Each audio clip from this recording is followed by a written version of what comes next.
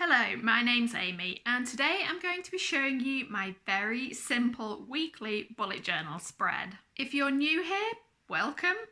I'm an indie author and so my bullet journal very much reflects that. A lot of what you'll see in the spread is project tracking and I'll be showing you how I keep up with my weekly goals. I've been bullet journaling since about 2016 and my process has definitely evolved over time. There have been times in my life when I've done much more elaborate tracking systems, but right now I keep things very simple. For me, bullet journaling has to achieve two things. It has to take everything that is in my head out and onto the page so that I don't lose track of everything that I'm juggling. And so that it doesn't become a distraction, it has to be very quick and easy to set up. I don't do individual daily spreads. I rarely even do monthly ones anymore. I just do this one weekly spread that takes me about 5 or 10 minutes to set up every week. In the spirit of that, the tools I use are very, very simple. I have my Loic term. This is an A5 dot grid, but I have also used gridded and lined ones in the past. And I only ever use a single pen. Sometimes it's fine liner. At the moment, it's this fountain pen. You will not see any washi tape. You will not see any stickers or colored pens or even a ruler. Everything is just done by hand with this single pen in one notebook. And that is how I keep my weekly spread from taking up too much of my time. The whole point of bullet journaling to me is to enable you to get more of other things done. I don't want to spend lots of time every week on the journal itself. So let's get into the weekly spread and I'll show you how I accomplish that. So let's start off with a blank page. You can see the previous week has shown through this side a little bit. That doesn't bother me too much because by the time I've written on this spread, that won't really show up. So I always start by putting in the date.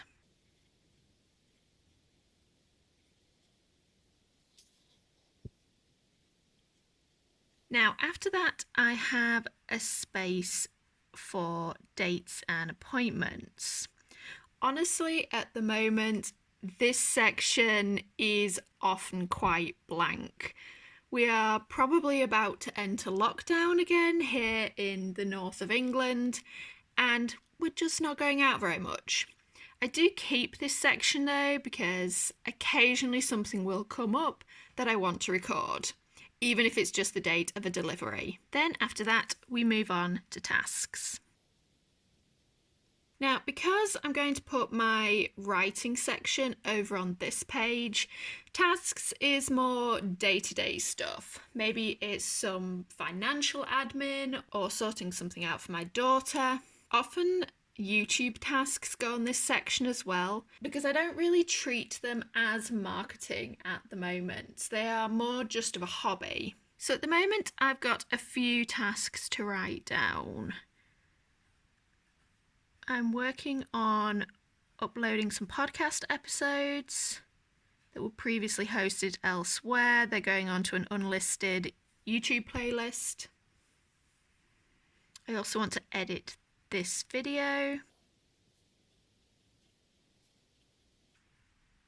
Right now, I think that's all I've got to add. I try to keep this space as empty as possible, quite honestly, because I don't want to fill up my week with lots and lots of mindless tasks. Sometimes there will be more things in here than others if it's a particularly busy time of year, but right now I just don't have a huge amount going on. I used to use this section as a big habit tracker, but I tended to find that I spent more time looking at my bullet journal and deciding whether I'd completed habits than I did actually doing the habits, and it wasn't that useful to me. However, I do really want to get back into yoga at the moment, and I'd really like to do that 3 times next week. So I'm going to set up a little tracker here, and I will cross through these squares as I've done a yoga session. After that, we're going to move on to something called Horizon. This is anything coming up in the weeks ahead. Sometimes it is dates of appointments or trips or anything that's coming up. Sometimes it's just projects that I'm not working on right now, but I need to get to relatively quickly. I will say I have occasionally carried things over in the horizon section week to week to week for probably a couple of years, and that's really not how it should be used. Ideally, things would not stay in this section more than a couple of months. But because I don't keep really any monthly spreads, this is just a really good way for me to keep track of what's coming up over the next few weeks. So right now, my horizon section is mostly being filled up with future projects. I'm going to write those in next.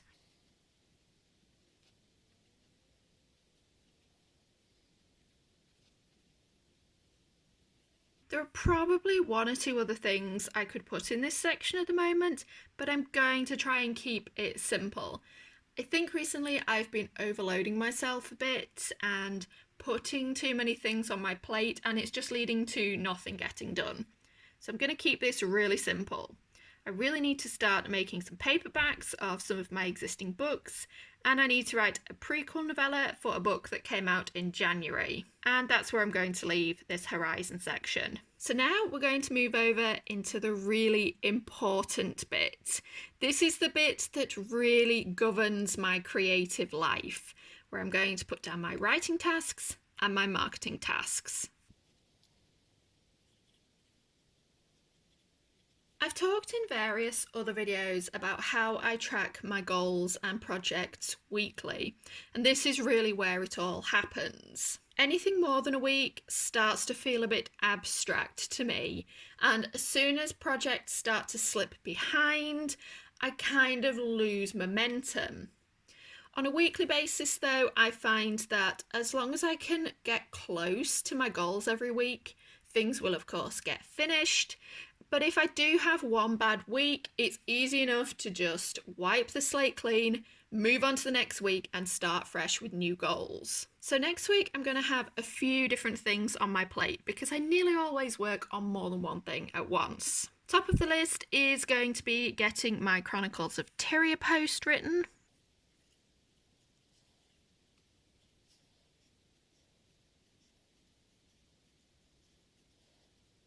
Each Chronicles of Tyria post is up to 2,000 words long.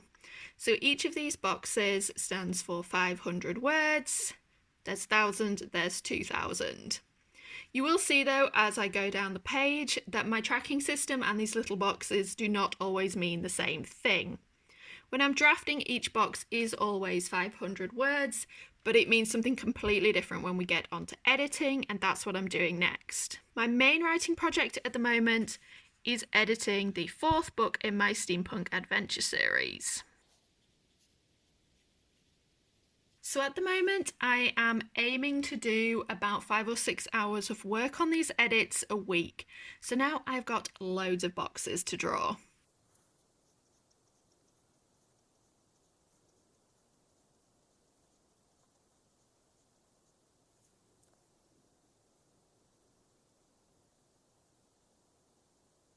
So what we've got here are the boxes for 300 minutes or 5 hours. Each box, when I'm editing, is 20 minutes. I've experimented with lots of different versions of this, but I find that 20-minute increments work best. I can usually find time to sit down for 20 minutes in one go and get one box crossed off. But if I only manage to do 10 minutes, I can put a single line through rather than a cross, and that means I've halfway completed an increment. The other thing I do when I cross these boxes off is that I've set up for 5 hours of work here, but if I do more, I will just put crosses in these empty spaces at the end of the row. That will show me that I surpassed my goals for that week, and it gives me an idea in the future of how much I can reasonably get done in a week and whether I might want to increase my goals in the future. The other thing I'm going to be working on is a draft of an epic fantasy book. I'm really only likely to get about 2,000 words done of this, because I will also be drafting that Chronicles of Tyria post. Because this is an ongoing draft though, rather than the serialized chapters for Chronicles of Tyria, I'm going to number these boxes a little bit differently. I'll be starting at 33,000 and hoping to get up to 34.5. If you do this week over week, it gives you a really good idea of how you are progressing through a project, and it's really nice to be able to see your progress. I'm just going to flip back and show you one other thing from previous weeks. As you can see, last week I've got similar boxes. The week is not quite finished, so I'm not really up to the end yet. This is my time for the edit, and here are my words for this draft. But I've also got these individual boxes for editing and uploading posts. These will just be crossed through as individual tasks when they're completed. But you can see how I just fit them in between the trackers. And the last thing to do is move on to marketing. I'm keeping my marketing section pretty small at the moment because my focus is very much on the writing, and it's possible that I will need this space to put in other writing tasks and projects as the week goes on. But I do try and fit in a few marketing tasks every week, and this is where they go. First of all, we're going to write in some days down here. These are, of course, for the days of the week. This is a slightly different form of tracking for me. What I'm doing here is checking whether I've looked at my sales for books every day, but I'm also trying to limit myself to really only doing it once a day. So once these little circles are coloured in every day, I really don't need to look at my sales again that day.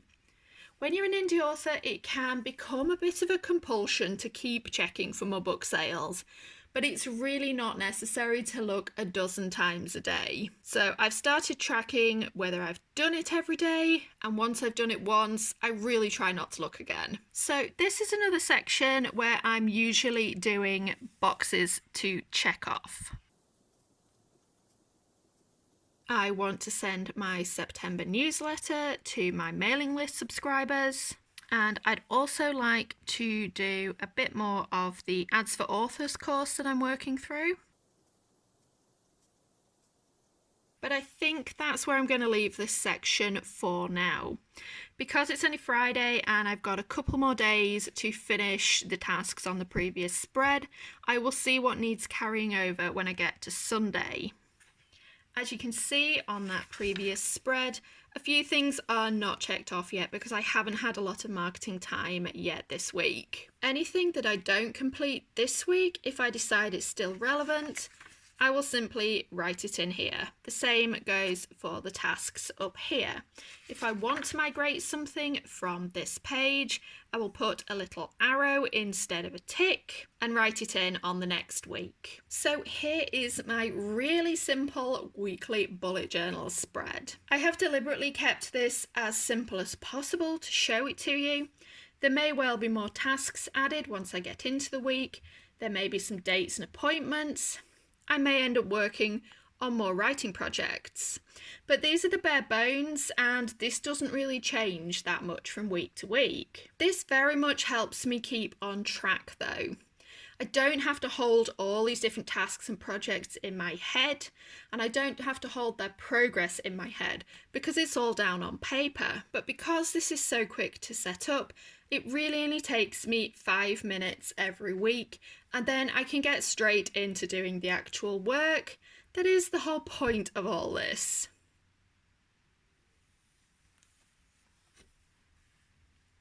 So there was my weekly bullet journal spread. As I said, it's very simple, no real embellishments, but it keeps me on track, and that is all I need. I hope you found this useful and it maybe gave you some ideas for how to incorporate different planning systems into your own writing life. If you're not a very visually creative person, I don't think that needs to stand in your way.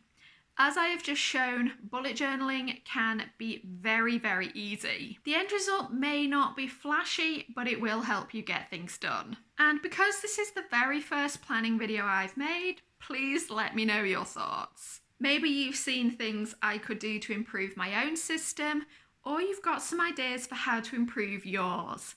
Please let me know down in the comments. I will be back soon with another video. In the meantime, keep writing, everyone. I'll see you next time.